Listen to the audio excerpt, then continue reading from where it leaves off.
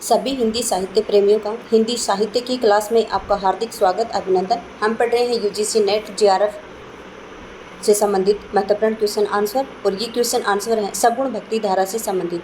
निर्गुण भक्ति धारा से संबंधित हमने 2 वीडियो अपलोड कर दिए हैं। सगुण भक्ति धारा से संबंधित भी 2 वीडियो अपलोड कर दिए हैं। कम से कम 2-3 वीडियो और बनेंगे इसके। आज का हमारा पहला क्वेश्चन है, रामचरितमानस में विभत्स रस का प्रयोग किन कांडों में मिलता है। रामचरितमानस किसकी रचना है? तो ये तुलसीदास जी की रचना है। किसकी रचना है? तुलसीदास जी की संवत 1631 की रचना है।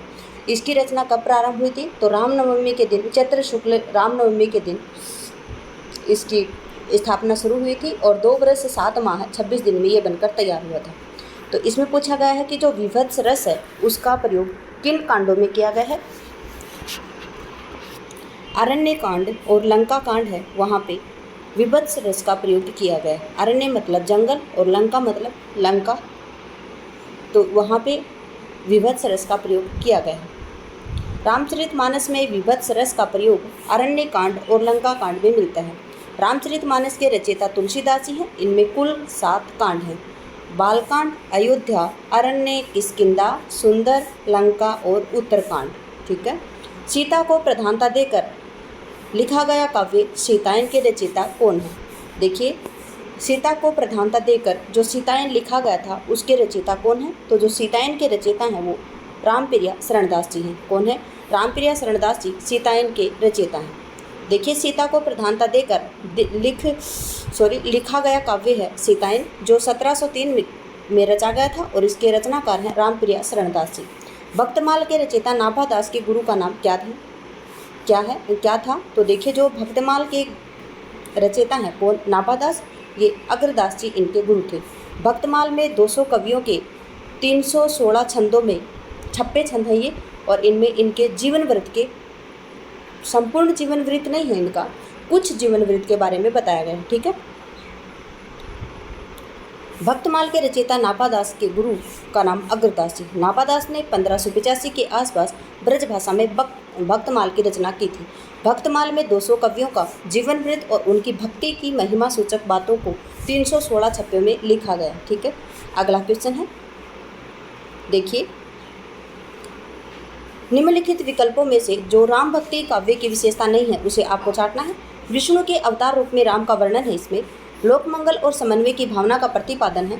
असत पर सद्वृत्तियों की विजय है। इसमें कृष्ण की विविध लीलाओं का गायन है। तो देखिए, जो राम भक्ति काव्य है इसके अंतर्गत कृष्ण की जो विविध लीलाएं हैं उनका वर्णन नहीं होगा। ठीक है। कृष्ण भक्ति काव्य है उसके अंतर्गत कृष्ण की विविध लीलाओं का प्रयोग होगा, लेकिन जो कृष्ण की विविध लीलाएं हैं उसका प्रयोग राम भक्ति काव्य के अंतर्गत नहीं होगा। कृष्ण की विविध लीलाओं का गायन राम भक्ति काव्य की विशेषता नहीं है, बल्कि यह कृष्ण भक्ति काव्य की विशेषता है। जबकि राम की विविध लीलाओं का गायन, विष्णु के अवतार के रूप में राम का वर्णन, लोकमंगल एवं समन्वय की भावना प्रतिपादन, असद पर सद्वृत्तियों की विजय आदि राम भक्ति काव्य की विशेषताएं हैं। अगला क्वेश्चन है, राम कथा पर आधारित तुलसीदास के महाकाव्य का क्या नाम है? तो देखिए, जो राम की कथा पर आधारित जो तुलसीदास का महाकाव्य है वो है रामचरितमानस।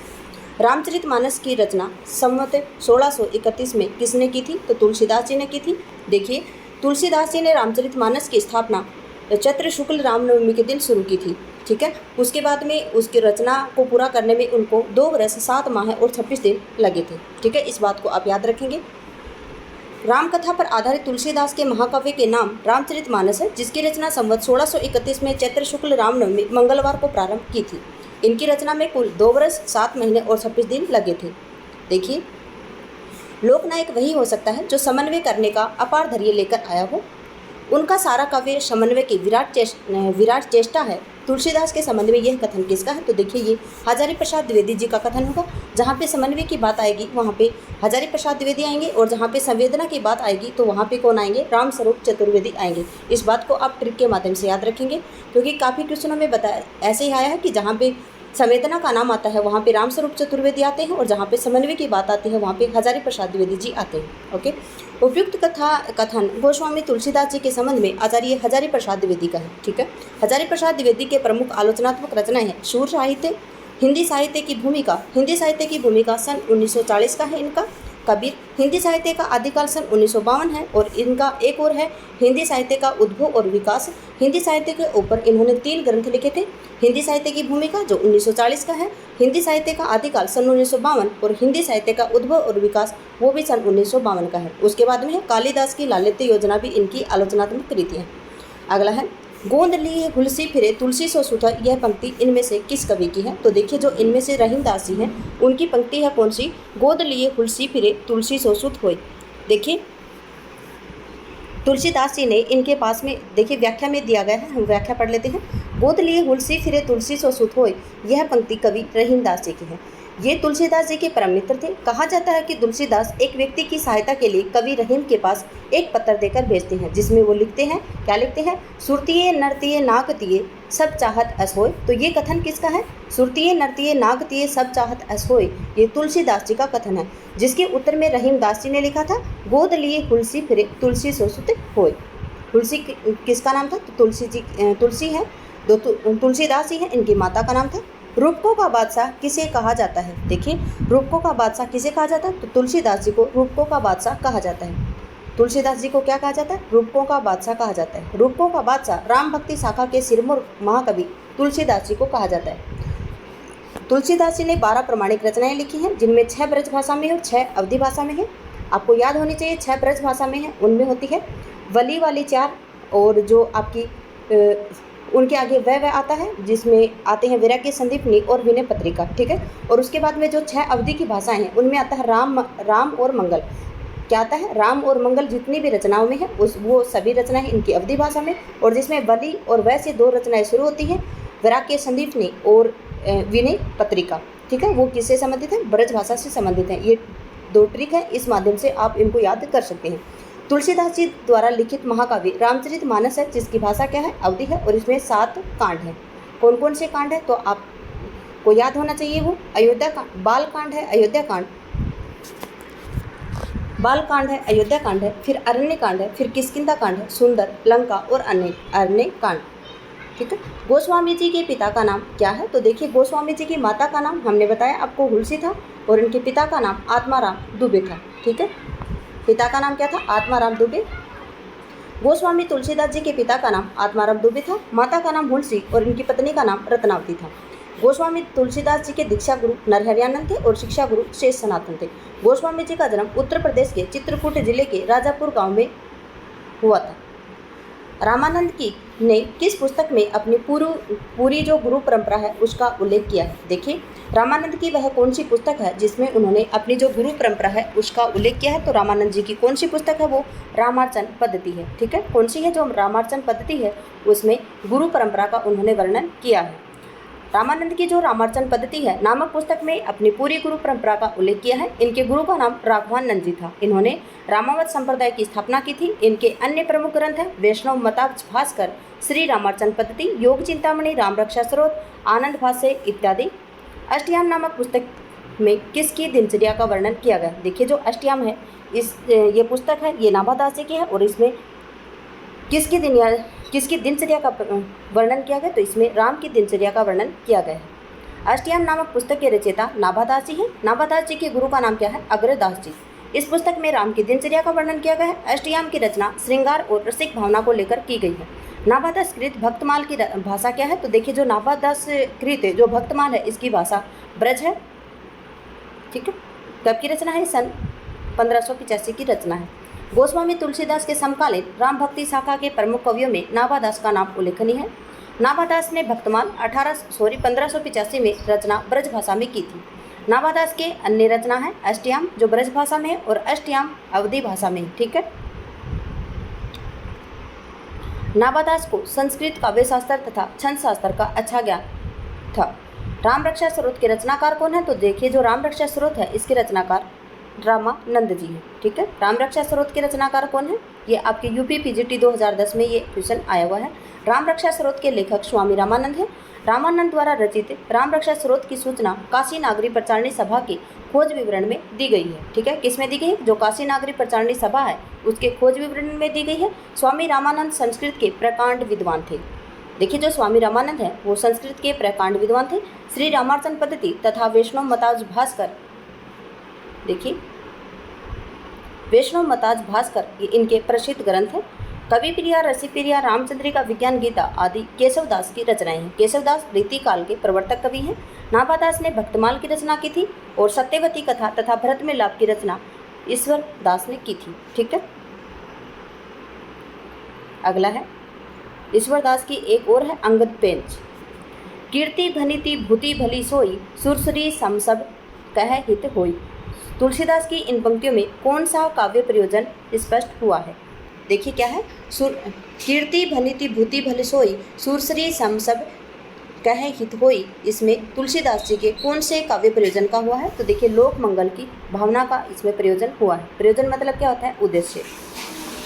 कीर्ति भनिति भूति भली सोई, सुरसुरी सम सब कह हित होई। पंक्ति में गोस्वामी तुलसीदास जी की लोक मंगल की कामना करते हैं और तुलसी ने की रचनाएं लोक कल्याण और लोक मंगल की भावना से ओतप्रोत हुई हैं। अगला है, मैं पुनि निज गुरु सन सुनी, कथा सो सूकर खेत। यह कथन किस कवि का है? क्या है? मैं पुनि निज सुन गुरु सन सुनी, कथा सो सूकर खेत।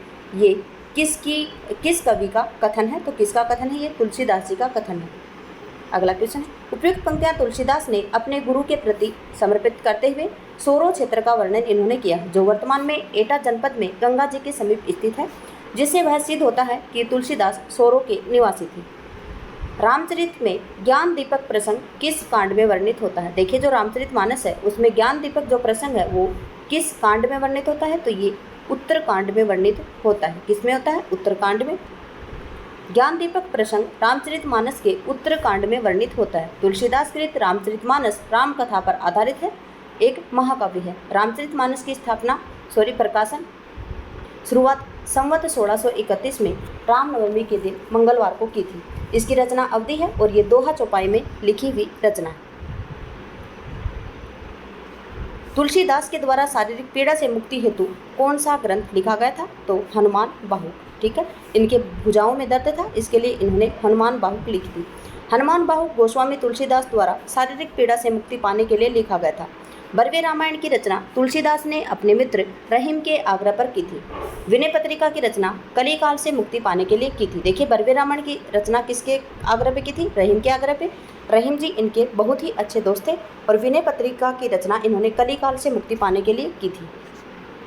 देखिए रामचरितमानस में किस संवाद का संबंध नहीं है? देखिए रामचरितमानस है उसमें किस संवाद का संबंध नहीं है? शिव पार्वती संवाद है, उसमें याज्ञवल्क्य के भारद्वाज संवाद भी है, काक भुसुंडी और गरुड़ संवाद भी है, लेकिन इसमें किसका संवाद नहीं है? राम सीता का इसमें संवाद नहीं है। ठीक है, अगर आप ये नहीं सोचेंगे कि रामचरितमानस में राम सीता का संवाद होगा, देखिए राम सीता का संवाद इसमें नहीं है। गोस्वामी तुलसीदास के द्वारा रचित रामचरितमानस में राम सीता संवाद वर्णित नहीं है, जबकि देखिए शिव पार्वती संवाद है, याज्ञवल्क्य के भारद्वाज संवाद है, काक भुसुंडी गरुड़ संवाद है, तुलसी संत संवाद है। ठीक है, अगला क्वेश्चन है, देखिए मैं नारी ए पावन प्रभु, जग पावन रावण रिपु जन सुखदाई, राजीव विलोचन भव भय मोचन, पाही पाही शरणहि आई। रामचरित की उक्त चौपाई में व्यक्ति विचार किस पात्र का है? अहिल्या का है, सबरी का है, तारा का, मंदोदरी का? तो देखिए ये अहिल्या का है। ये अहिल्या वही है जिनको श्राप दे रखा था और जब इन्होंने पैर छुए उस पत्थर को तो वो अहिल्या वो नारी बन गई थी, वो उसी कथन से संबंधित है। देखिए हम इसकी व्याख्या देख लेते हैं। मैं नारी अपावन प्रभु, जग पावन रावण रिपु जन सुखदाई, राजीव विलोचन भव भय मोचन, पाही पाही शरणहि आई। तो देखिए राजीव विलोचन भवनय मोचन, पाही पाही शरणहि आई रामचरितमानस की उक्त चौपाई में व्यक्त विचार अहिल्या ने व्यक्त किया है। जब भगवान श्री राम अपनी पत्नी सीता तथा अनुज मतलब छोटा भाई उसके साथ 14 वर्षों का वनवास हेतु वन में गए थे, उस समय भगवान श्री राम ने शापित अहिल्या को अपने पवित्र चरणों से छूकर पुनः मानव जीवन प्रदान किया था। रामचरितमानस नामक महाकाव्य की रचना शैली कौन सी है? दोहा चौपाई शैली है, बरवे शैली है, मसनबी शैली है, उपयुक्त सभी है। तो उपयुक्त सभी देखकर आप इसको नहीं लगाएंगे, इसकी दोहा चौपाई शैली है। रामचरितमानस में महाकाव्य भक्त कवि तुलसीदास द्वारा रचित है। रामचरितमानस की रचना अवधी भाषा में दोहा चौपाई शैली में हुई है। अवधी एवं ब्रज भाषा दोनों में रचना करने वाले कवि कौन हैं? देखिए अवधी और ब्रज भाषा में दोनों में रचना करने वाले कवि कौन है? तो देखिए इनकी 6 अवधी की हैं, 6 ब्रज भाषा की हैं और किसकी हैं? तुलसीदास जी की हैं। ठीक है, सूरदास जी और घनानंद जी ने ब्रज भाषा में रचना की थी। ठीक है, घनानंद जी हैं ये रीतिकाल से संबंधित हैं और रीतिकाल के भी रीति मुक्त कवि हैं घनानंद, और सूरदास कृष्ण भक्ति काव्य के अंतर्गत आते हैं और इनकी भाषा भी क्या है? ब्रज है। गोस्वामी तुलसीदास जी द्वारा अवधी और ब्रज भाषा दोनों में रचना की गई है। तुलसीदास रचित अन्य ग्रंथ रामचरितमानस, बरवे रामायण, पार्वती मंगल, जानकी मंगल, रामलला नचू आदि हैं। तुलसीदास किस रचना का संबंध ज्योतिष से मानते हैं? तो देखिए जो रामलला नेचू है, जानकी मंगल है, हनुमान बाहु और रामाज्ञा प्रश्नावली, तो इसमें पूछा गया तुलसीदास की किस रचना का संबंध ज्योतिष से है? तो इनका जो रामाज्ञा प्रश्नावली है उसमें ज्योतिष से संबंधित है। तुलसीदास की रचना जो रामाज्ञा प्रश्नावली है उसमें किसका संबंध है? ज्योतिष से संबंध है। गोस्वामी तुलसीदास 1532 से 1623 है। इसकी रचना का संबंध या रचना की विषय वस्तु इस प्रकार से है। इनकी जो रामलला नचू है उसमें क्या है? संस्कारों पर स्त्री गीत अर्थात सोहर भगवान राम के जन्म के समय से संबंधित है। ठीक है, क्या है कि जो संस्कारों में स्त्री गीत होते हैं अर्थात उसे सोहर कहते हैं और भगवान राम के जन्म के समय से संबंधित है ये। ठीक है, जानकी मंगल क्या है? भगवान राम सीता के विवाह का वर्णन है इसमें। हनुमान बाह क्या है? तो बाहु पीड़ा से मुक्ति के लिए हनुमान जी की स्तुति की गई है।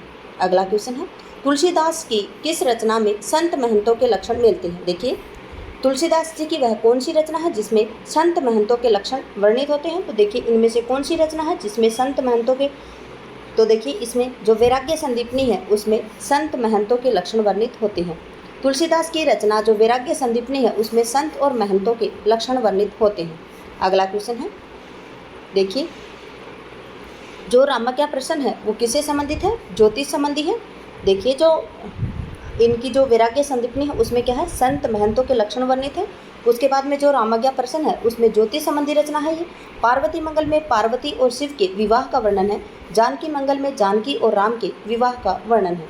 तुलसीदास जी के गुरु का नाम क्या था? तो इनका गुरु का नाम नरहरियानंद था और जो इनके शिक्षा गुरु थे वो कौन थे? शेष सनातन जी थे। देखिए लोकनायक तुलसीदास जी के दीक्षा गुरु कौन है? नरहरियानंद जी हैं और इनके शिक्षा गुरु शेष सनातन हैं। बरवे रामायण किसकी रचना है? तो बरवे रामायण तुलसीदास जी की रचना है। बरवे रामायण किसकी रचना है? तो तुलसीदास जी की रचना है। किसके कहने पे लिखी थी इन्होंने? तो ये इनके दोस्त रहीमदास जी के कहने पे इन्होंने लिखी थी। बरवे रामायण तुलसीदास जी की रचना है। साहित्य लहरी किसकी है? सूरदास जी की। सूरदास जी के अन्य हैं सूर सरावली और सूरसागर। सूरसागर में उन्होंने भ्रमर गीत को लिखा है। रास पंचदाई है नंददास की और विज्ञान गीता है केशव दास की। इनमें से कौन सी रचना तुलसीदास की है? राम ध्यान मंजरी, राम सतसई, कृष्ण गीतावली और श्री रामार्चन पद्धति। तो तुलसीदास जी की रचना पूछी इसमें, तो इनमें जो कृष्ण गीतावली है इनकी ब्रज भाषा की रचना है और ये तुलसीदास जी की रचना है। देखिए यहाँ पे देख लेते हैं, कृष्ण गीतावली है ये तुलसीदास जी की रचना है, जबकि श्री रामार्चन पद्धति रामानंद जी की है। राम ध्यान मंजरी स्वामी अग्रदास जी की है। नोट, शिवशी सेंगर ने राम सतसई को तुलसीदास की रचना बताया। देखिए जो राम सतसई है उसको राम सतसई को तुलसीदास जी की रचना बताने वाले कौन है? तो शिव सेंगर साहब हैं। ये शिव सेंगर कौन है? जिन्होंने शिव सिंह सरोज की रचना की थी। ठीक है, कबीर कहानी राखे नहीं वर्णाश्रम सठ दर्शनी किसने कहा है? देखिए किसने कहा है? कबीर कहानी राखी नहीं वर्णाश्रम सठ दर्शनी, ये किसने कहा? तो ये नाभादास जी ने कहा है। किसने कहा है? नाभादास जी ने। किसमें कहा है? तो भक्तमाल में कहा है। ठीक है, भक्तमाल में इन्होंने 200 कवियों का वर्णन किया है और 316 उसमें छप्पे छंद हैं। नाभादास राम भक्ति शाखा के कवि हैं। इन्होंने लगभग 1585 में भक्तमाल की रचना की थी। यह एक जीवनी प्रकरण है। इसमें कबीर के संदर्भ में कहते हैं, कबीर कहानी राखी नहीं वर्णाश्रम सठ दर्शनी। नाभादास तुलसीदास जी के बारे में लिखते हैं, कवि कुटिल जीव निस्तार ही वाल्मीकि तुलसी भयो। ये और प्रियादास ने भक्तमाल पर टीका लिखी थी। भक्तमाल पर टीका किसने लिखी थी? प्रियादास ने लिखी थी। अगला क्वेश्चन है, गोस्वामी तुलसीदास जी की रचनाओं का सही अनुक्रम आपको बताना है। तो देखिए गोस्वामी तुलसीदास जी की रचनाओं का सही अनुक्रम है, रामचरितमानस है इनकी सबसे पहले। तो देखिए रामचरितमानस यहाँ नहीं है, यहाँ नहीं है, यहाँ नहीं, यहीं आएगा। और फिर दोहावली है, गीतावली और विनय पत्रिका। तुलसीदास 1532 और 1623 में इनकी मृत्यु हुई थी। इनकी रचनाओं का सही अनुक्रम है रामचरितमानस जो 1631 को शुरू हुई थी, दोहावली, गीतावली, विनय पत्रिका, जबकि डॉक्टर उदय भानु सिंह के अनुसार इनका क्रम इस प्रकार से है। देखिए हम बताते हैं आपको, उदय भानु ने इसका क्रम इस प्रकार से माना है। वैराग्य संदीपनी है इनका संवत 1626, रामज्ञा प्रसन्न, दोहावली रामायण भी कहते हैं जिन्हें 1627 संवत है, रामलला नेचू संवत 1628, जानकी मंगल संवत 1629, रामचरितमानस संवत 1631, पार्वती मंगल संवत 1643, कृष्ण गीतावली संवत 1643, गीतावली जिसे पदावली रामायण भी कहा जाता है संवत 1630, और विनय पत्रिका जो विनयावली है और राम गीतावली भी कहते हैं जिसे, ये 1631 संवत है, दोहावली 1626, बरवे रामायण संवत 1630 और कवितावली जिसे कवितावली हनुमान बाहुक भी कहते हैं ये संवत 1631 है। गोस्वामी तुलसीदास जी की अंतिम रचना कौन सी है? तो देखिए जो गोस्वामी तुलसीदास जी हैं उनकी अंतिम रचना हनुमान बाहुक है। कौन सी है? हनुमान बाहुक है। हनुमान बाहुक तुलसीदास जी की अंतिम रचना मानी जाती है। जीवन के अंतिम समय जब तुलसीदास जी की भुजाओं में असहनीय पीड़ा हो रही थी तब उनसे मुक्ति के लिए गोस्वामी तुलसीदास जी ने इनकी रचना की थी। हनुमान बाहुक कवितावली या कवितावली में संग्रहित है। यह ब्रजभाषा तथा कवित्व व छप्पे छंदों में लिखा है। और हनुमान बाहुक ने इन्होंने किसकी भक्ति के बारे में? हनुमान जी को याद किया है इन्होंने। अगला है, निम्नलिखित में से कौन सी रचना अवधी भाषा में नहीं है? रामचरितमानस है ये अवधी भाषा में है, पद्मावत है ये जायसी जी की है ये भी अवधी भाषा में है, विनय पत्रिका है ये रामचरितमानस तुलसीदास जी की है लेकिन ये ब्रजभाषा में है, और जो चंदाइन है ये मुल्ला दाऊद की 1379 की रचना है और ये भी अवधी में है। तो देखिए जो पद्मावत और चंदाइन है ये सूफी काव्य से संबंधित है तो ये भी अवधी में है, और रामचरितमानस भी अवधी में है लेकिन विनय पत्रिका इनका ब्रजभाषा में है। किसका है? ये तुलसीदास जी की रचना है। विनय पत्रिका की भाषा क्या है? ब्रजभाषा है, और अन्य रचनाएं व भाषा इस प्रकार से है। रामचरितमानस किसकी रचना है? तुलसीदास जी की, भाषा है अवधी, बिल्कुल ठीक है। पद्मावत है जायसी की और ये ठेठ अवधी है। विनय पत्रिका तुलसीदास जी की है, ये ब्रजभाषा है, और चंदायन मुल्ला दाऊद की अवधी भाषा की है। ठीक है। अगला क्वेश्चन है, तुलसीदास कृष्ण काव्य कौन सा है? कृष्णायन, कृष्ण चरित, कृष्ण चंद्रिका, कृष्ण गीतावली। तो देखिए जो कृष्ण काव्य है वो इनका है कृष्ण गीतावली।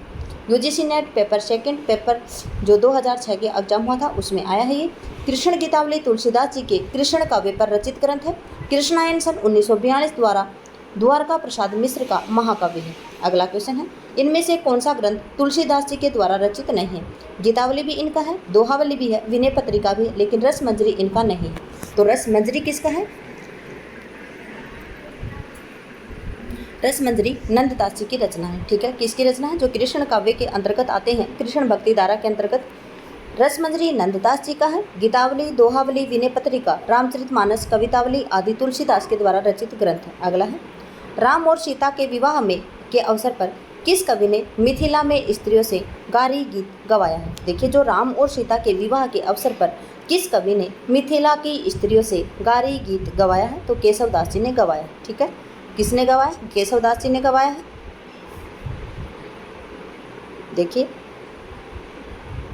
केशवदास जी ने राम और सीता के विवाह के अवसर पर मिथिला की स्त्रियों से गारी गीत गवाया है। केशवदास कृत जो रामचंद्रिका है ये इनका 1901 नहीं आएगा, 1601 आएगा।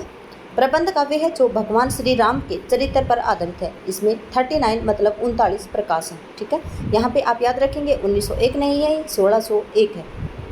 ठीक है, देखिए इनमें से कौन सी रचना तुलसीदास जी की नहीं है? रामचरितमानस है, कवितावली भी है, गीतावली, साकेत इनका नहीं। साकेत किसका है? तो साकेत मैथिली शरण गुप्त जी का है, और कब का है? सन 1931 का है। ठीक है, कब का है? सन 1931 का। यह महाकाव्य है।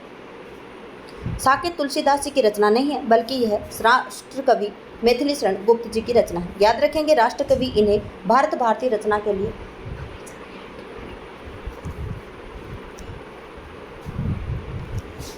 राष्ट्रकवि इनकी जो रचना है भारत भारती सन 1912 में इन्होंने रची थी, उसके लिए इन्हें महात्मा गांधी जी ने राष्ट्रकवि की उपाधि इनको दी थी।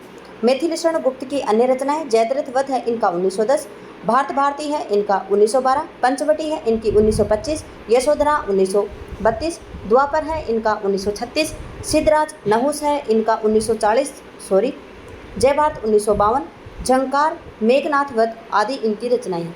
रामचरितमानस, कवितावली, गीतावली गोस्वामी तुलसीदास जी की रचनाएं हैं। ठीक है। स्वामी अगरदास का संबंध किस भक्ति शाखा से है? देखिए, अगरदास जी का संबंध है वो किससे है? राम भक्ति शाखा से है। स्वामी अगरदास सगुण काव्य धारा के राम भक्ति शाखा के संबंधित कवि हैं। स्वामी अगरदास ने अपनी गद्दी जयपुर के पास रवासा में स्थित की थी। रसिक संप्रदाय के इन्हें अगर अली भी कहा जाता है। स्वामी अगरदास द्वारा रचित प्रमुख ग्रंथ है हितोपदेश, उपखाना बावनी, ध्यान मंजरी, राम ध्यान मंजरी, कुंडलियाँ तथा अष्टयाम और रामा अष्टयाम। भक्ति काल में किस कवि को जातीय कवि कहा जाता है? तो देखिए, तुलसीदास जी को शायद राम कुमार वर्मा है या फिर रामविलास शर्मा है, इन्होंने इनको जातीय कवि कहा था। ठीक है, देखिए,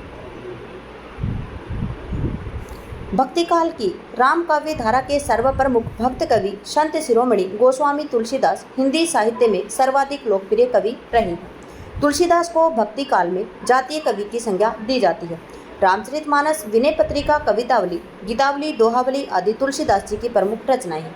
सूरदास, नंददास कृष्ण भक्ति शाखा के प्रमुख कवि हैं। सूरसागर, सूरसरावली साहित्य लहरी सूरदास जी की रचना है, जबकि अनेकार्थ मंजरी, रस मंजरी, मान मंजरी, रास पंचाध्यायी, सिद्धांत पंचाध्यायी ये नंददास जी की है और अष्टयाम नाभादास जी की। रास पंचाध्यायी के लिए नंददास जी को जड़िया कवि कहा जाता है। रामचंद्र शुक्ल जी ने इन्हें कहा है कि और कवि गड़िया, नंददास जी जड़िया। गीतावली है, गीतावली क्या है? गीतावली एक मुक्तक काव्य है। क्या है गीतावली? एक मुक्तक काव्य है। गीतावली तुलसीदास द्वारा रचित एक गीति काव्य है और क्या है? ये मुक्तक काव्य है। राम भक्ति शाखा के सर्वाधिक लोकप्रिय भक्त कवि गोस्वामी तुलसीदास ने बड़े छोटे कुल 12 ग्रंथों की रचना की थी। गीतावली, रामचरितमानस, दोहावली, कवित्रामायण, रामज्ञा प्रसन्न, विनय पत्रिका तुलसीदास जी के द्वारा रचित बड़े ग्रंथ हैं। देखिए, आप सभी को मैंने बार बार बताया है कि जो राम और मंगल जिन रचनाओं में आएगा इनका, उसमें वो सभी रचनाएं इनकी अवधी भाषा में हैं और जो 4 वली हैं आपकी और एक विनय पत्रिका और वैराग्य संदीपनी है, ये वैसे शुरू है और 4 वली वाली रचना है वो इनकी ब्रज भाषा में है। ठीक है। विनय पत्रिका तुलसीदास जी के द्वारा रचित बड़े ग्रंथ है। समन्वयवादी चेतना और लोक मंगल की विराट भावना से अभिप्रेरित तुलसीदास ने प्रबंध और मुक्तक दोनों प्रकार के काव्य ग्रंथों की रचना की है। गीतावली और कवितावली तुलसीदास द्वारा रचित मुक्तक काव्य ग्रंथ है। ठीक है।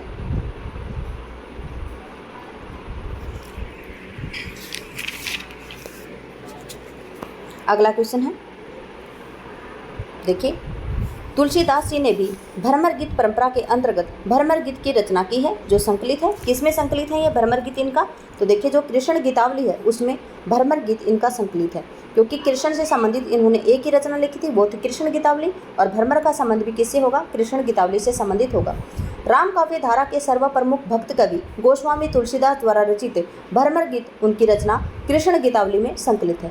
रामचरितमानस, विनय पत्रिका, रामलला नेचू, पार्वती मंगल, जानकी मंगल, बरवे रामायण, वैराग्य संदीपनी, रामज्ञा प्रसन्न, कवितावली, गीतावली आदि तुलसीदास जी की अन्य रचनाएं हैं। अगला है, गिरा अरथ जल बीची सम कहियत भिन्न न भिन्न, बंदो सीता राम पद जिनहि परम प्रिय खिन। क्या है? गिरा अरथ जल बीची सम कहियत भिन्न न भिन्न, बंदो सीता राम पद जिनहि परम प्रिय खिन। तो ये किसका कथन है? ये तुलसीदास जी का कथन है। देखिए, गिरा अरथ जल बीच सम कहियत भिन्न भिन्न, बंदो सीता राम पद जिन्हें परम प्रिय खिन। ये काव्य पंक्तियाँ तुलसीदास जी से संबंधित हैं। आगे दी गई हैं केशवदास जी की पंक्तियाँ हैं। केशव केसनी अस करी, बेरह जस न कराही, चंद्र बदनी मृग लोचनी, बाबा कही कही जाई। ठीक है। देखिए, केशवदास जी को जो बाबा कहते थे लोग, तो ये केशवदास जी चिढ़ते थे उनसे। तो क्या है? केशव केसनी अस करी, बहरव जसन कराही, चंद्र बदनी मृग लोचनी, बाबा कह कही जाई। अगला है भिखारीदास से संबंधित, अधर मधुरता कठिनता, कूच तीक्ष्णता त्योर, रस कवित परिपक्वता, जाने रसिक न और। अगला है ईश्वरदास जी से संबंधित, एक चित हम चितवे उस जोगी चित एक चित हम चित्त वे उस जोगी चित्त जोग धर्म न जानसी पापी कैसी कौन ते लोग। तो ये ईश्वरदास जी से संबंधित है। तुलसी की भक्ति किस प्रकार की थी? तो तुलसी की भक्ति दास्य भाव की थी। किस भाव की थी? तुलसी की भक्ति दास्य भाव की थी। अगला क्वेश्चन है, तुलसी की भक्ति दास्य भाव की थी। 9 प्रकार की भक्ति मानी जाती है जिसमें नवदा भक्ति कहा जाता है। निम्न श्लोक द्रष्टव्य है। श्रवणम कीर्तनम विष्णु स्मरणम पाद सेवनम अर्चन वंदनम दास्यम साख्ये आत्मा निवेदन। अगला है, सचिव वेद गुरु तिनी जो प्रिय बोलहि भय आस राज धर्म तन तिनी कर हो ही बेगही नाश। क्या है कि सचिव वेद गुरु तिनी जो प्रिय बोलहि भय आस राज धर्म तन तिनी कर हो है बेगई नाश। तो ये किससे संबंधित है? रामचरितमानस का ये सुंदरकांड से संबंधित है। उक्त दोहा रामचरितमानस के सुंदरकांड में वर्णित है। रामचरितमानस में कुल 7 कांड हैं। बालकांड, अयोध्या कांड, अरण्यकांड, किष्किंधा कांड, सुंदरकांड, लंका कांड और उत्तरकांड। तुलसीदास के ने रामचरितमानस के किस कांड में कलयुग का वर्णन किया है? तो देखिए, जो तुलसीदास जी हैं इन्होंने रामचरितमानस में किस कांड में कलयुग का वर्णन किया है? तो इन्होंने जो इनका उत्तरकांड है उसमें कलयुग का वर्णन किया है। देखिए, तुलसीदास जी ने रामचरितमानस के जो उत्तरकांड है उसमें कलयुग का वर्णन किया है। यह अवधी भाषा तथा दोहा चौपाई छंद में रचित एक प्रबंध काव्य है। रामचरितमानस में कुल 7 कांड हैं। इन कांडों को आप याद रखेंगे क्योंकि एग्जाम में अनुक्रम लगवाया जा सकता है आपसे। तो पहला आएगा बालकांड, दूसरा है अयोध्या, तीसरा अरण्य, चौथा है किष्किंधा, 5वां है सुंदर, छठा है लंका और 7वां है उत्तर। ठीक है। सगुनई अगुनई नहीं कुछ बेदा, इस तथ्य में तुलसीदास जी ने किससे के द्वारा कहलवाया है? तो देखिए, दोबारा से आ गया क्वेश्चन। सगुनई अगुनई नहीं कुछ बेदा, इस तथ्य को तुलसीदास जी ने किससे कहलवाया? तो देखिए, ये तथ्य इन्होंने शिव से कहलवाया है। ठीक है। गोस्वामी तुलसीदास ने रामचरितमानस के बालकांड के अंतर्गत जो शिव पार्वती संवाद है उसमें भगवान शिव के द्वारा ये चौपाई कहलवाई है। सगुनई अगुनई नहीं कुछ बेदा, गावई मुनि पुराण बुध बेदा, अगुन अरूप अलख अजजोई, भगत प्रेम बस सगुन सो होई। अगला है, राम राज्याभिषेक की तैयारी रामचरितमानस के किस कांड का हिस्सा है? देखिए, जो राम का राज्य अभिषेक हो रहा है उसकी तैयारी रामचरितमानस के किस कांड में वर्णित है? तो देखिए, ये अयोध्या कांड में वर्णित है। ठीक है। एक एक क्वेश्चन को बड़े ध्यान से पढ़ेंगे आप। तुलसीदास कृत जो रामचरितमानस है उसमें राम का जो राज्य अभिषेक हो रहा है, मतलब तिलक हो रहा है, उसकी तैयारी हो रही है, वो अयोध्या कांड के अंतर्गत है। यह अवधी भाषा का रचित ग्रंथ है। इसमें 7 कांड हैं। बाल, अयोध्या, अरण्य, किष्किंधा, सुंदर, लंका और उत्तर। रामचरितमानस के अयोध्या कांड में कौन सा संवाद नहीं है? राम भारत संवाद, सीता राम संवाद, श्री राम वाल्मीकि संवाद और शिव पार्वती संवाद। तो देखिए, जो अयोध्या कांड है उसमें किसका वर्णन नहीं है? इसमें शिव पार्वती संवाद नहीं होगा। ठीक है। किसका नहीं होगा? शिव पार्वती संवाद नहीं होगा, क्योंकि हम पढ़ चुके हैं शिव पार्वती संवाद कहाँ पे हुआ था? बालकांड में हुआ था। ठीक है। शिव पार्वती संवाद कहाँ पे? बालकांड में है। रामचरितमानस में अयोध्या कांड में शिव पार्वती संवाद नहीं हुआ है, जबकि अयोध्या कांड में श्री राम भरत संवाद, श्री राम सीता संवाद, श्री राम और वाल्मीकि संवाद हुआ है। अयोध्या कांड के प्रश्न श्लोक में किसकी स्तुति की गई है? देखिए, जो अयोध्या कांड का जो प्रश्न श्लोक है उसमें किसकी स्तुति की गई है? अयोध्या कांड का जो प्रश्न श्लोक है उसमें किसकी स्तुति की गई? तो इसमें शंकर की स्तुति की गई है। रामचरितमानस का हृदय स्थल कहा जाने वाला कांड है अयोध्या कांड।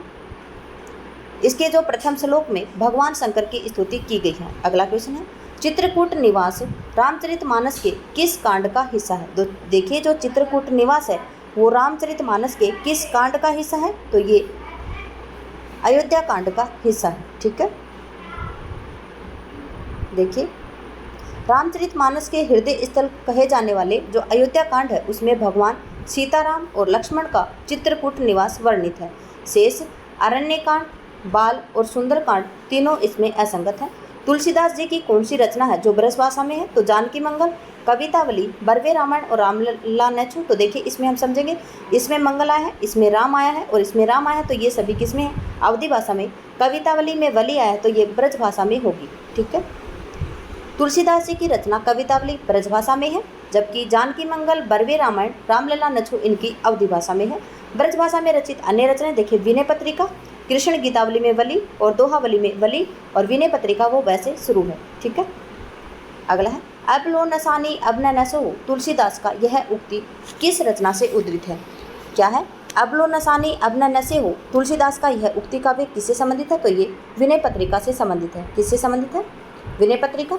अब लो नसानी अब न नसे हो पंक्ति तुलसीदास कृत विनय पत्रिका ग्रंथ से उद्धृत है। इनका अन्य ग्रंथ ब्रजभाषा में रचित है। कवितावली, गीतावली, दोहावली, रामचरितमानस की भी रचना तुलसीदास ने की है। ठीक है, आचार्य रामचंद्र शुक्ल के अनुसार गोस्वामी तुलसीदास के द्वारा रचित ग्रंथों की संख्या कितनी? तो 12 है, जिनकी 6 अवधि में है और 6 ब्रज भाषा में। आचार्य रामचंद्र शुक्ल के अनुसार इनके 12 ग्रंथों की संख्या है। वे ग्रंथ हैं रामचरितमानस इनका अवधि में है, गीतावली ब्रज में है, दोहावली ब्रज में, कवितावली ब्रज में, विनय पत्रिका भी ब्रज में है, बरवे रामायण में राम है तो ये अवधि में है, पार्वती मंगल में मंगल है तो अवधि में, जानकी मंगल में मंगल है तो अवधि, वैराग्य संदीपनी में वह आ रहा है तो इसमें ब्रज में है, कृष्ण गीतावली में वह ली आ रहा है तो ये ब्रज में है, रामलला नछु में राम आ रहा है तो ये अवधि में है, और रामज्ञा प्रश्नावली इसमें राम आ रहा है तो ये अवधि में है। अगला है प्राणचंद चौहान का संबंध भक्ति की किस धारा से? तो देखिए राम भक्ति शाखा से है। प्राणचंद चौहान का संबंध भक्ति की राम भक्ति शाखा से है। भक्ति की प्रमुख शाखाएं और उनके पुरोधा कवि निम्न प्रकार से। ज्ञान मार्गी शाखा है, उसके कबीरदास जी हैं। प्रेम मार्गी शाखा, ज्ञान मार्गी शाखा को संत शाखा भी कहा जाता है, संत काव्य भी कहा जाता है। प्रेम मार्गी शाखा उसको सूफी काव्य भी कहा जाता है और ये मलिक मोहम्मद जायसी है। राम शाखा है उसको तुलसीदास जी हैं। कृष्ण भक्ति शाखा इनके सूरदास जी हैं। ठीक है, स्वसुखी शाखा है इसके जीवाराम है। गोरख जगायो जोग भक्ति भगायो लोग, इन पंक्तियों में तुलसीदास जी का क्या अभिप्राय है? नाथ पंथ का हठयोग मार्ग हृदय सुनने देखिए जो नाथ पंथ का हठयोग मार्ग है वो हृदय शून्य पक्ष है। बिल्कुल ठीक है, जो नाथ पंथ का जो हठयोग है वो हृदय पक्ष इसका बिल्कुल ही शून्य है। जनता हठयोग को पसंद करती है, बिल्कुल गलत है। योगियों की रहस्य भरी वाणियों से जनता की भक्ति भावना दब गई थी, तो देखिए ये भी यहाँ पे ठीक है। जनता भक्ति मार्ग से विमुख हो रही थी, बिल्कुल गलत है, क्योंकि भक्ति मार्ग की ओर तो जनता है वो आगे से आगे उनके ऊपर झुकाव हो रहा था, किसकी तरफ? भक्ति की ओर। तो देखिए ए और सी यहाँ पे आंसर ठीक आएंगे। आंसर आएगा यहाँ पे ए और सी, और ए और सी डी ऑप्शन में है। देखिए गोस्वामी तुलसीदास जी के द्वारा रचित गोरख जगाए जोग भक्ति भगाए लोग, स्वामी गोस्वामी का अभिप्राय है नाथ पंथ हठ योग हृदय पक्ष शून्य था। देखिए हठ में है का अर्थ सूर्य होता है, ठे का अर्थ यहाँ पे चांद होता है। ठीक है, चंद्रमा होता है। इनका हृदय पक्ष शून्य था, बिल्कुल ये एकदम लीन होकर भक्ति करते थे, और इनमें नारी के प्रति नारी को ये ऐसे सोचे कि मानते ही नहीं थे, और योगियों की जो रहस्य भरी बानियाँ हैं उनसे जनता की जो भक्ति भावना है वो दब रही थी। अतः ए और सी बिल्कुल ठीक है। झूठो है झूठो सदा जगू, संत कहत जे अंतु लहा है। देखिए झूठो है झूठो सदा जगू, संत कहत जे अंतु लहा है। ताको सहेसठ संकट कोटिक, काटत दंत करंत रहा है। जानपनी को गुमान बड़ो, तुलसी के विचार गंवार महा है। जिनकी जानकी जीवनु जान न जान्यो, तो जान कहावत जान्यो कहाँ है। जो तीसरी पंक्ति है जानपनी को गुमान बड़ो, तुलसी के विचार गंवार महा है, इसका अभिप्राय क्या है? तो देखिए उन्हें अपने ज्ञानीपन पर बड़ा अभिमान था, तो बिल्कुल ठीक है, उन्हें अपने ज्ञानीपन पर बड़ा अभिमान था। और फिर क्या है? वे स्वयं महागंवार थे, बिल्कुल गलत है, ये नहीं आएगा। और सॉरी इसमें जो अपने ज्ञानीपन का उन्हें बड़ा अभिमान था और वे स्वयं महागंवार हैं, ये भी बिल्कुल ठीक है। संसार को झूठा कहने वाले महागंवार हैं, बिल्कुल गलत है। जानकी के जीवन में अनभिज्ञ लोग गंवार हैं, ये भी गलत है। क्या है? जो उन्हें अपने ज्ञानीपन पर बहुत अभिमान है और वे स्वयं को महागंवार मानते हैं। ठीक है, जानपनी को गुमान बड़ो, तुलसी के विचार गंवार महा। ठीक है, देखिए अभिमान का मतलब होता है घमंड। इसको देखिए, हम यहाँ पे देखते हैं। जानपनी को गुमान बड़ो मतलब क्या है? कि उन्हें अपने जानपनी मतलब ज्ञानीपन के ऊपर बहुत ही गुमान बड़ो मतलब बहुत ही घमंड है। और फिर है वे स्वयं क्या है, महागंवार है। तुलसी के विचार में गंवार महा है।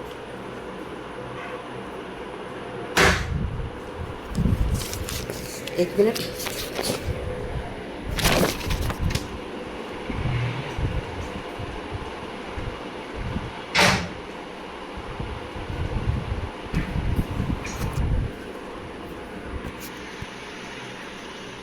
अगला क्वेश्चन है, देखिए दिए गए काव्यांश में वर्णित जो तीसरी पंक्ति है, जानपनी को गुमान बढ़ो, मतलब ज्ञानीपन का उन्हें बहुत बड़ा घमंड है, अभिमान है। तुलसी के विचार गंवार महा है, मतलब तुलसी के विचार बहुत ही गंवार हैं।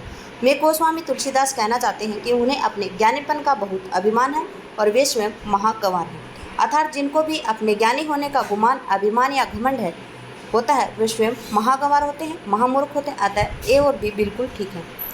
तुलसीदास की प्रमुख रचना है, इसमें जो तुलसीदास जी की प्रमुख रचना है वो कौन सी है, रामचरितमानस है। तुलसीदास की प्रमुख रचना है रामचरितमानस, जो 1574 ईस्वी में प्रकाशित हुई थी और 7 कांडों में विभक्त है। तुलसीदास जी की अन्य रचना है कवितावली, गीतावली, विनय पत्रिका, कृष्ण गीतावली, रामलला नैछु, वैराग्य संदीपनी, हनुमान बाहुक आदि।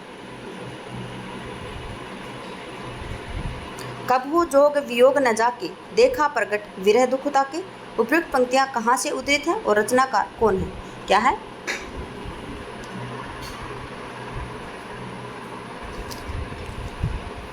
कबहू जोग वियोग न जाके, देखा प्रगट विरह दुख ताके। उपयुक्त पंक्तियां कहाँ से उद्धृत हैं और उसके रचनाकार कौन है? तो ये पंक्तियां इनकी रामचरितमानस से उद्धृत हैं, उसके रचनाकार तुलसीदास जी हैं।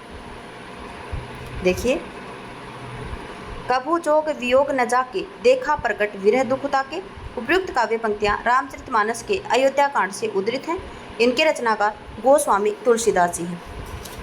तुलसीदास जी ने,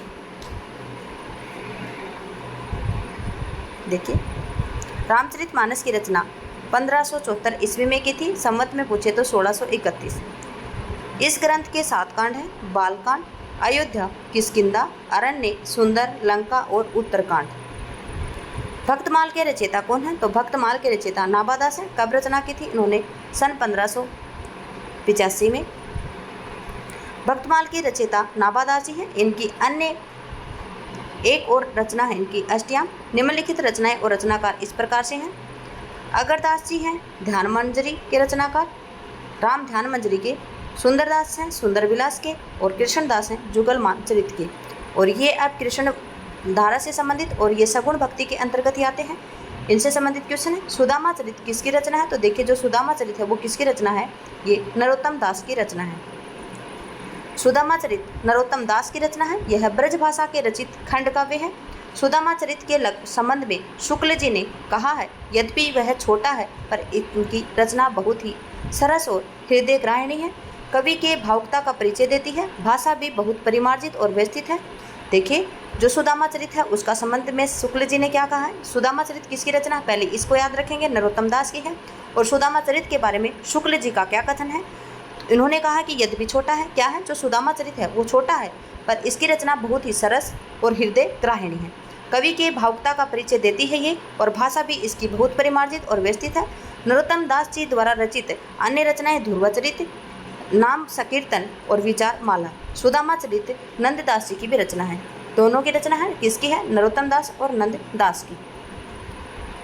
निम्नलिखित में से अष्टछाप कवि नहीं है। अष्टछाप कवि सूरदास जी हैं, नंददास जी, कुंभन दास जी, लेकिन रैदास जी नहीं है। ठीक है, रैदास जी अष्टछाप के कवि नहीं हैं। रैदास जी भक्ति काल के अंतर्गत ज्ञानाश्रय शाखा के संत कवि हैं। गोस्वामी विठलनाथ ने सन 1565 में 4 वल्लभाचार्य के शिष्य लिए और 4 अपने शिष्य लेकर अष्टछाप की स्थापना की थी। वल्लभाचार्य के कुल 84 थे और विठलनाथ के कुल 252 शिष्य थे। वल्लभाचार्य के बारे में 84 वैष्णव की वार्ता और विठलनाथ के बारे में 252 वैष्णव की वार्ता इनके पुत्र विठलनाथ के पुत्र गोकुलनाथ ने लिखी थी। अष्टछाप के प्रमुख कवि निम्नलिखित में से हैं, कुंभन दास, सूरदास, परमानंद दास, कृष्णदास। ये चारों कवि वल्लभाचार्य के हैं। गोविंद स्वामी, चित स्वामी, चतुर्भुज दास और नंददास, ये चारों कवि विठलनाथ जी के हैं। कुंभन दास प्रथम अष्टछापी कवि हैं और जाति से वो क्षत्रिय हैं। विठलनाथ ने सूरदास को पुष्टि मार्ग का जहाज कहा है। इनके मृत्यु के ऊपर उन्होंने कहा है, पुष्टि मार्ग को जहाज जात है, जाको कछु लेना हो तो ले लेव। परमानंद ने परमानंद सागर लिखी। दान लीला और ध्रुव चरित जैसी रचना इन्होंने की है। नंददास जी को रामचंद्र शुक्ल जी ने जड़िया कवि कहा, इनके बारे में इन्होंने लिखा है। और कवि गड़िया नंददास जड़िया। अगला क्वेश्चन है, स्वामी हरिदास द्वारा परिवर्तित संप्रदाय कौन सा है? देखिए जो स्वामी हरिदास हैं उनके द्वारा जो परिवर्तित संप्रदाय है उसके रचनाकार कौन है? तो देखिए जो सखी संप्रदाय है वो उसके प्रवर्तक हैं। स्वामी हरिदास द्वारा परिवर्तित संप्रदाय है सखी संप्रदाय। स्वामी हरिदास ने वृंदावन में निम्बार्क मत के अंतर्गत सखी संप्रदाय या टटी संप्रदाय की स्थापना की थी। ठीक है, जो स्वामी हरिदास हैं उन्होंने वृंदावन में किसकी स्थापना की थी? निम्बार्क मत के अंतर्गत सखी संप्रदाय या टटी संप्रदाय की स्थापना की थी। स्वामी हरिदास अकबर के दरबारी कवि तानसेन के शिष्य थे। देखिए जो स्वामी हरिदास हैं वो तानसेन के शिष्य थे। और तानसेन कौन थे? अकबर के दरबारी कवि थे।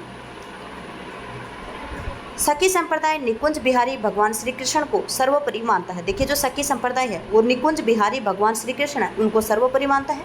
एक एक लाइन्स में एक एक क्वेश्चन निकल रहे हैं। स्वामी हरिदास जी के दो ग्रंथ हैं, सिद्धांत के पंथ और केलीमाला।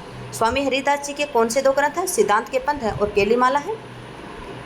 देखिए जगन्नाथ गोस्वामी, बिराहिन दास, विठल विपुल, नागरीदास सखी संप्रदाय के प्रमुख कवि हैं। 4 ऑप्शन दे दिए जाते हैं इसमें से और आपसे पूछे जाएंगे कि सखी संप्रदाय से संबंधित कौन नहीं है। तो जगन्नाथ गोस्वामी जी दे दिए जाएंगे, बिहारी दास दे दिए जाएंगे, विठल विपुल और नागरीदास, और उसके बाद में एक रामचरितमानस के जो तुलसीदास जी हैं उनको दे दिया जाए। तो आपको पता होना चाहिए कि सखी संप्रदाय के प्रमुख कवि कौन है? जगन्नाथ गोस्वामी, बिहारी दास, विठल दास और नागरी दास। राधा वल्लभ संप्रदाय की स्थापना सन 1534 में आचार्य हित हरिवंश ने वृंदावन में की थी। ठीक है, राधा वल्लभ संप्रदाय की स्थापना किसने की थी? हित हरिवंश दास ने। कब की थी? 1534 ईस्वी में। कहाँ पे की थी? तो वृंदावन में की थी। सनकादि संप्रदाय, इसे निम्बार्क संप्रदाय भी कहते हैं और इसका प्रवर्तन निम्बार्काचार्य ने किया था। और इनका मूल नाम क्या था? नियमानंद था। अष्टछाप के संबंध में इनमें से किस काव्यधारा से संबंधित है? देखिए जो अष्टछाप है वो कृष्ण काव्यधारा से संबंधित है। अष्टछाप का संबंध कृष्ण भक्ति काव्यधारा से है। गोस्वामी विठलनाथ ने सन 1565 में 4 वल्लभाचार्य और 4 अपने शिष्यों को मिलाकर अष्टछाप की स्थापना की थी। अष्टछाप कवियों के नाम निम्नलिखित हैं। कुंभनदास, सूरदास, परमानंद दास, कृष्णदास ये वल्लभाचार्य जी के शिष्य हैं। जबकि गोविंद स्वामी, चित स्वामी, चतुर्भुजदास, नंददास ये विठलनाथ जी के शिष्य हैं। कुंभनदास प्रथम अष्टछापी कवि हैं और ये जाति से क्षत्रिय थे। भक्ति काल की 2 प्रमुख काव्यधाराएं निकली हैं, एक तो निर्गुण भक्ति धारा और एक सगुण भक्ति धारा। निर्गुण काव्यधारा के अंतर्गत ज्ञानाश्री काव्यधारा जिसे संत काव्यधारा कहते हैं और प्रेमाश्री काव्यधारा जिसको सूफी काव्यधारा कहते हैं। जो आपकी ज्ञानेश्वरी काव्यधारा है इसके प्रवर्तक कवि कौन है? कबीरदास जी। जो सूफी काव्यधारा है जिसे प्रेमाश्री काव्यधारा भी कहते हैं, इसके प्रवर्तक जायसी जी हैं। सगुण काव्यधारा के अंतर्गत राम भक्ति शाखा और कृष्ण भक्ति शाखा भी आती है। राम भक्ति शाखा के प्रवर्तक हैं तुलसीदास जी और कृष्ण भक्ति शाखा के प्रवर्तक हैं सूरदास जी। रसो काव्यधारा आदिकाल से संबंधित है। जो आपका रासो काव्यधारा है वो किससे संबंधित है? जो रासो काव्यधारा वो आदिकाल से संबंधित है। और रासो काव्यधारा आदिकाल से संबंधित जो 12 रासो ग्रंथ हैं, इनमें से अकबर दरबार में नवरत्नों में शामिल कौन थे? रसखान थे, कुंभनदास थे, रहीम थे और तुलसीदास थे। तो रहीम दास जी थे। अकबर के दरबारी नवरत्नों में शामिल रहीम जी थे। रहीम दास जी का पूरा नाम अब्दुल रहीम खाने खाना है। दोहावली, नगर शोभा, श्रृंगार सोरठा, मदनाष्टक रहीम दास जी की प्रमुख रचनाएं हैं। बरवे नायिका भेद रहीम के दास जी के द्वारा अवधी भाषा में लिखा गया एक रीति निरूपक ग्रंथ है। अगला क्वेश्चन है, देखिए इसकी व्याख्या और है। अकबर ने अपनी सत्ता के सुदृढ़ीकरण हेतु 9 विद्वानों की नियुक्ति की थी, जिसमें कालांतर में अकबर के नवरत्न कहलाए थे। इन नवरत्नों में शामिल प्रमुख विद्वान थे, देखिए याद रखेंगे आप, अबुल फजल थे, फैजी थे, तानसेन, बीरबल, राजा हकीम हुकाम, मुल्ला दो पियादा। ठीक है, देखिए राजा टोडरमल थे और राजा मान सिंह थे और अब्दुल रहीम खाने खाना थे, हकीम हुकाम थे और मुल्ला दो पियादा थे। अगला क्वेश्चन देखिए, रसखान और कुंभनदास कृष्ण भक्ति कवि और तुलसीदास राम भक्त कवि थे। अगला क्वेश्चन है, अष्टछाप के कवियों में किनके पिता पुत्र का संबंध है? तो देखिए जो कुंभनदास और चतुर्भुजदास हैं इनमें पिता पुत्र का संबंध है।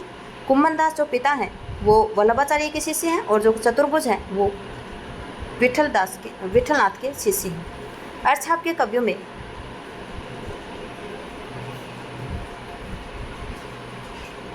अष्टछाप के कवियों में कुंभनदास चतुर्भुजदास के पिता पुत्र का संबंध है। अष्टछाप की स्थापना वल्लभाचार्य के पुत्र विठलनाथ ने की थी। विठलनाथ ने श्रीनाथ मंदिर में 8 प्रहर भगवान की भक्ति के गुणगान हेतु 1565 में अष्टछाप की स्थापना की थी। इसमें 4 वल्लभाचार्य के शिष्य थे, जिनमें कौन है? कुंभनदास, सूरदास, परमानंद दास और कृष्णदास। देखिए वल्लभाचार्य से आप याद रखेंगे, वल्ल से मतलब वल्ले वल्ले, कुंभा के सुर पर कृष्ण नाचे, कुंभा से कुंभनदास, सुर पर मतलब सूरदास, सुर पर मतलब पर, सुर पर तो सूरदास और परमानंद दास, और कृष्ण नाचे मतलब कृष्णदास। फिर है 4 विठलनाथ के शिष्य, इसमें आएगा बैठो, विठल से बैठो, बैठो गोविंद, छत पर चतुर नंद है तो गोविंद, बैठो गोविंद, गोविंद स्वामी, छत पर छेद स्वामी, चतुर है चतुर्भुजदास और नंद है नंद दास। सूरसागर में वर्णित राधा कृष्ण लीलाओं की अनुरूपता है भागवत के 12 स्कंद पर, भागवत के द्वितीय स्कंद पर, भागवत के 8वें स्कंद पर और भागवत के 9वें स्कंद पर। तो बताया गया है इसमें जो सूरसागर में वर्णित राधा कृष्ण की लीलाओं की अनुरूपता है वो किसके ऊपर है? भागवत के 12 स्कंद से प्रभावित है। सूरसागर में वर्णित जो राधा कृष्ण की लीलाएं हैं उनकी अनुरूपता भागवत के 12 स्कंद पर है। सूरसागर ब्रजभाषा महाकवि सूरदास कृत कीर्तन पदों पर सुंदर संकलन है। सूरसागर के 2 रूप मिलते हैं, संग्रहात्मक और संस्कृत भागवत के अनुसार द्वादम स्कंदात्मक। सूरसागर के विभिन्न विद्वानों ने सर्वसंपत्ति ज्ञेय मुक्त काव्य कहा है। सूरदास के द्वारा रचित 25 ग्रंथ हैं, जिनमें से 3 उपलब्ध मिलते हैं, सूरसागर, सूरसरावली और साहित्य लहरी।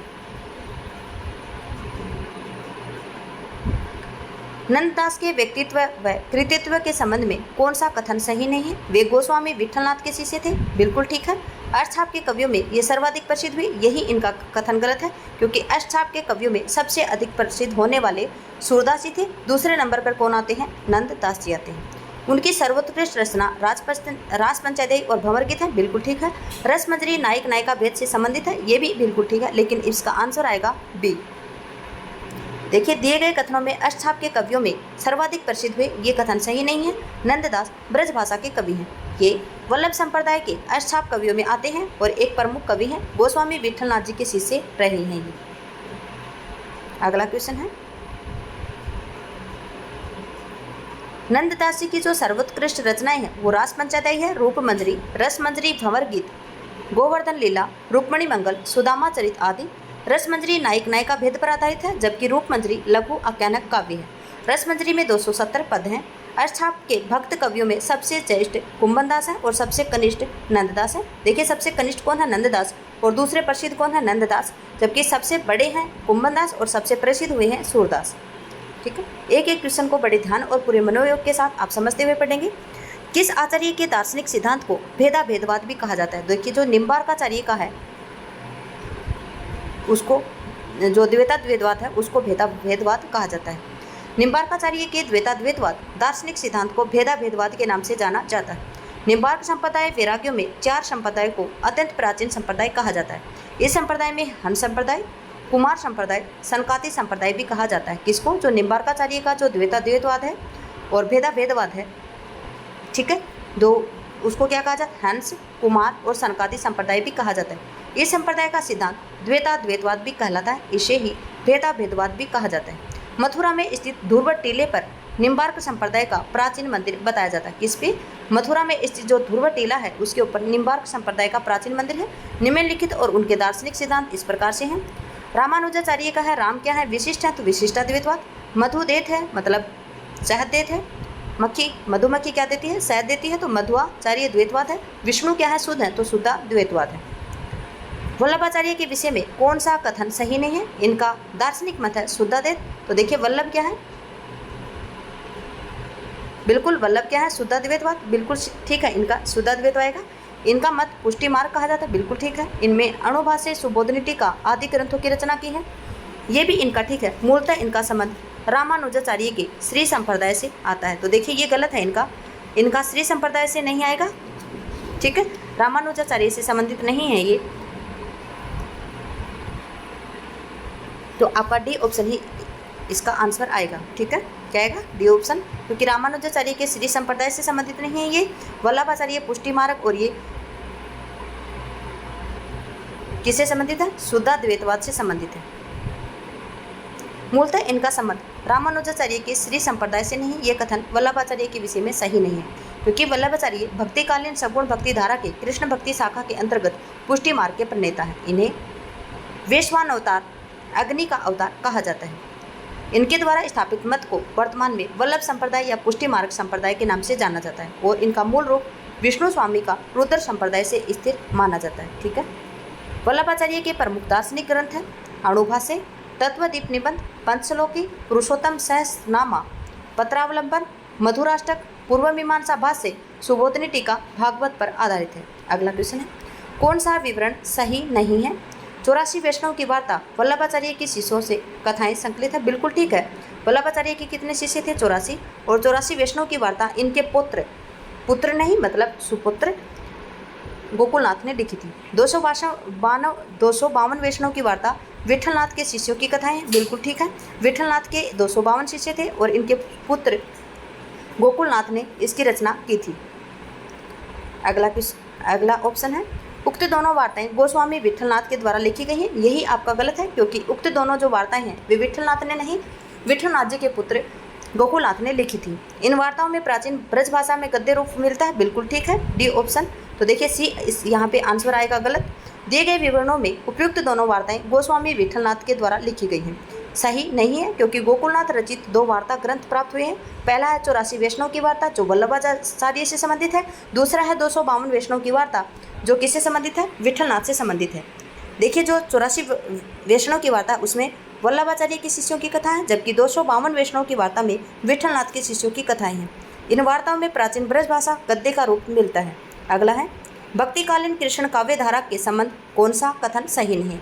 इनकी एक सामान्य प्रकृति यह है कि वह अधिकतर प्रबंध रूप में रचा गया है। देखिए जो भक्तिकालीन कृष्ण काव्य धारा है उसका संबंध किससे है? इनकी एक सामान्य प्रकृति यह है कि ये अधिकतर प्रबंध रूप में रचा गया है।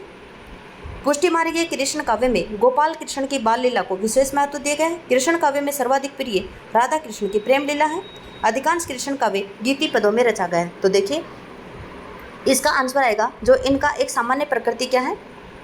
इनकी यह सामान्य प्रकृति है कि अधिकतर प्रबंध काव्य के रूप में रचा गया है। बिल्कुल ये गलत है, क्योंकि प्रबंध काव्य के रूप में नहीं रचा गया है। भक्तिकालीन कृष्ण काव्य के संबंध में उक्त कथन इनकी एक सामान्य प्रकृति है कि ये अधिकतर प्रबंध काव्य में रचे गए, ये इनका सही नहीं है।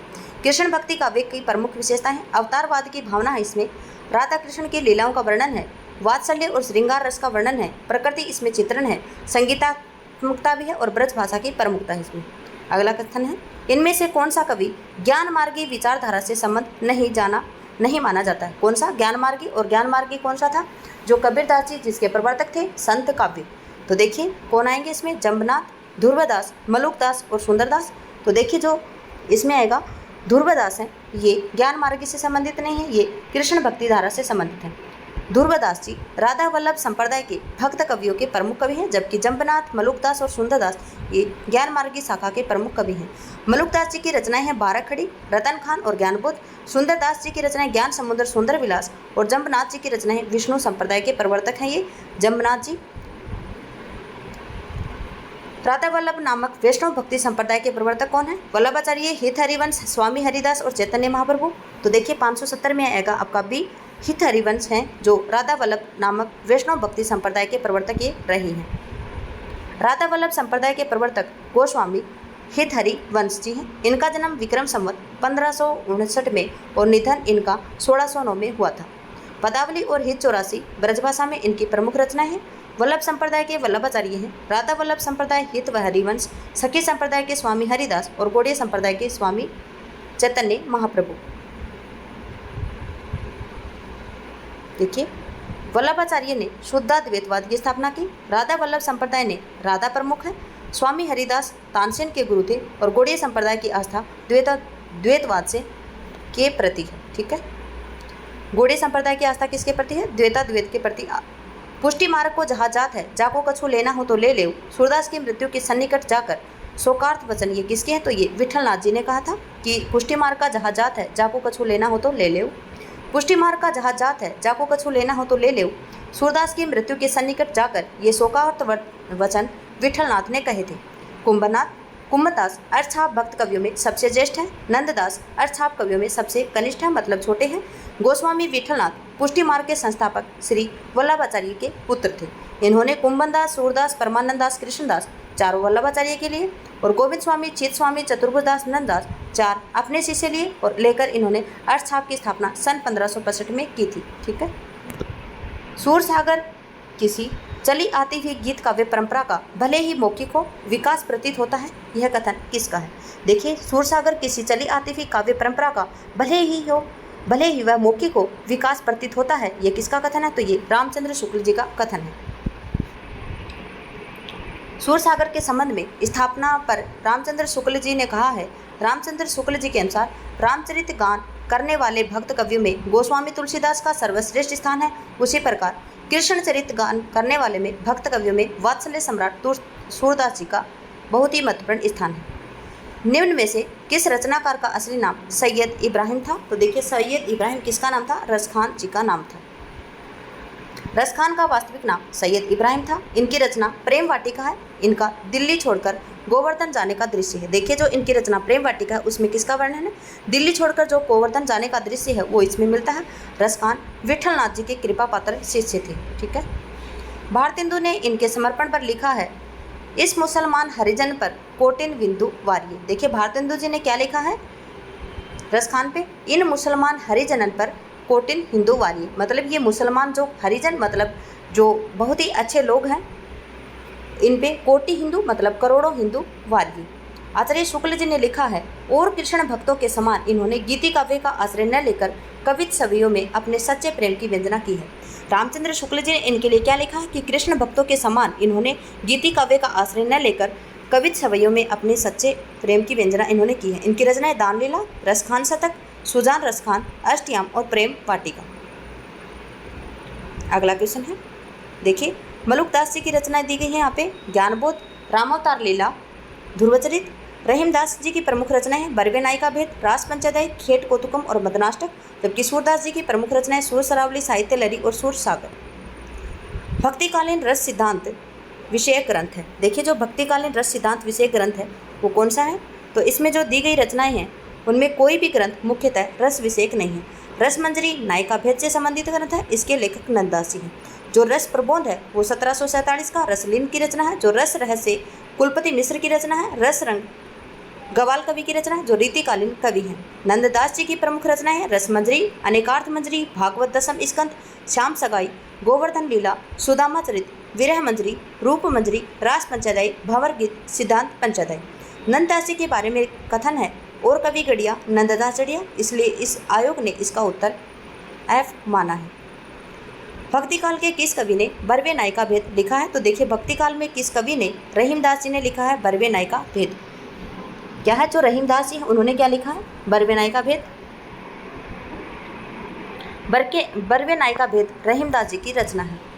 रहीमदास जी ने बरवे नायिका भेद अवधी भाषा में रचित प्रथम रीति निरूपक ग्रंथ है। ठीक है। अवधी भाषा में रचित जो प्रथम रीति निरूपक ग्रंथ है वो किसका है? रहीमदास जी का है। और कौन सा है? बरवे नायिका भेद। यह नायिका भेद का सर्वोत्तम ग्रंथ है। किससे संबंधित है? ये नायिका भेद से संबंधित है। रहीम जी के बारे में तुलसीदास जी ने कहा था, सुरतीय नर्तीय नागतीय सब चाहती असवोय। तो उत्तर में रहीमदास जी ने लिखा था, गोद लिए हुलसी फिरे तुलसी सोसुत है होय। सॉरी। रसखान की तो रचनाएं प्रेम वाटिका और सुजान रसखान। नंददास जी की रचनाएं हैं रास पंचोदय, रस मंजरी, अनेकार्थ मंजरी और श्याम सगाई। और नंददास जी अष्टाप के कवियों में से एक और विठलनाथ जी के शिष्य हैं। कृष्णदास जी की रचना है राग रत्नाकर, जुगलमान चरित और राग कल्पद्रुम। मीराबाई की उपासना किस भाव की थी? तो मीराबाई की जो उपासना थी वो माधुर्य भाव की थी। ठीक है। मीराबाई की उपासना किस प्रकार की थी? माधुर्य भाव की थी।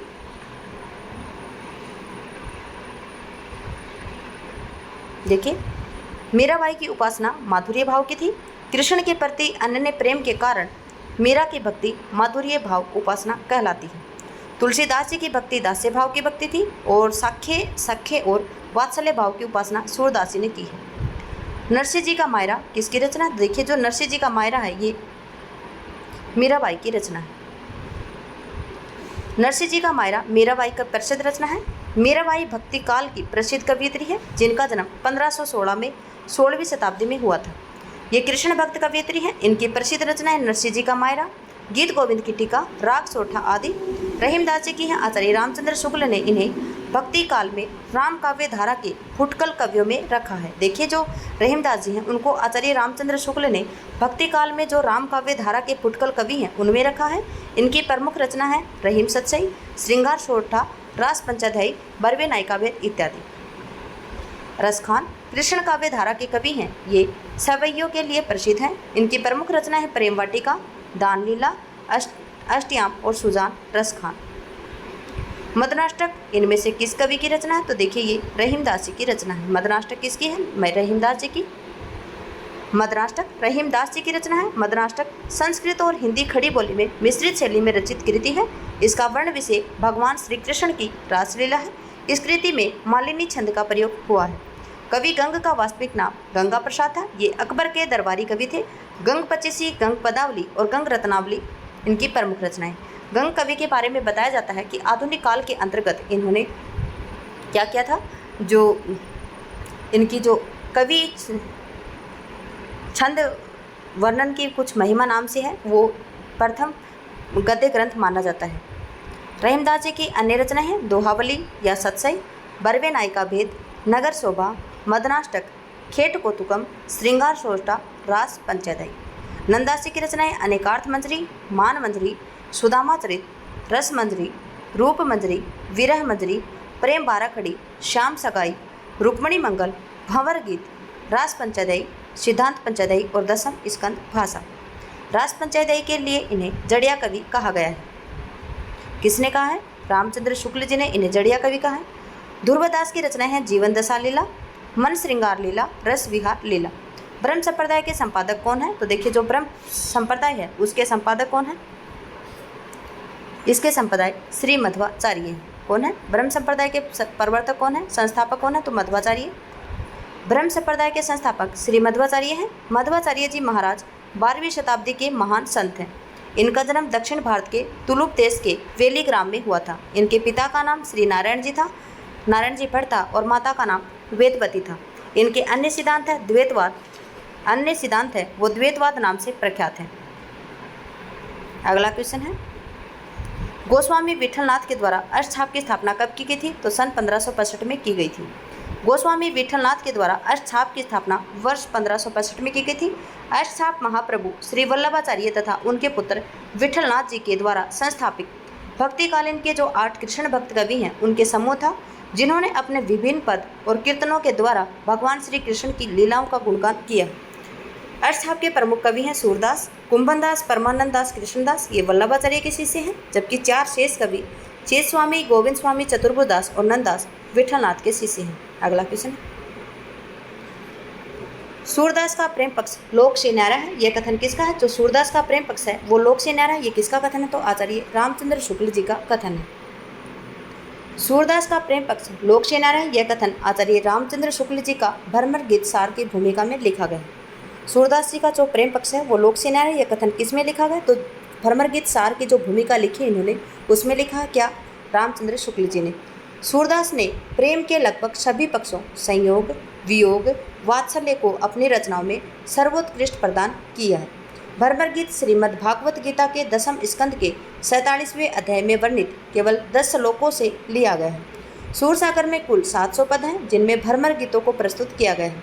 भ्रमर गीत को प्राय उपालंब काव्य भी कहा जाता है। आचार्य शुक्ल ने ध्वनि काव्य कहा है। आचार्य शुक्ल ने इसको क्या कहा है?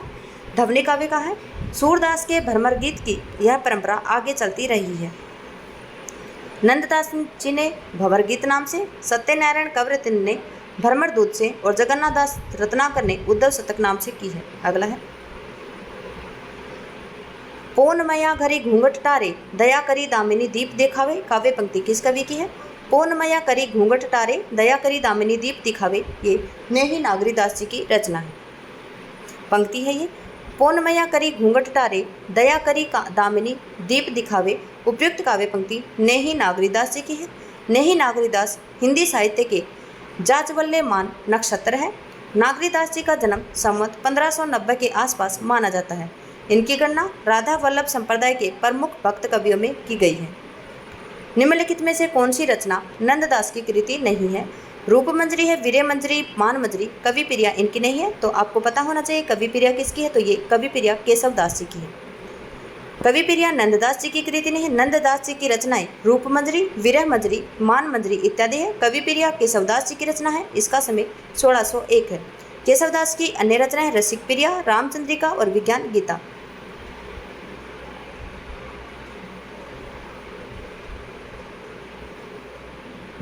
अगला क्वेश्चन, अखियां हरि दर्शन की भूखी, बारक वह मुख फेरी दिखाओ, दूह पय पीवत पतुकी। इसमें पतुकी शब्द किस से संबंधित है?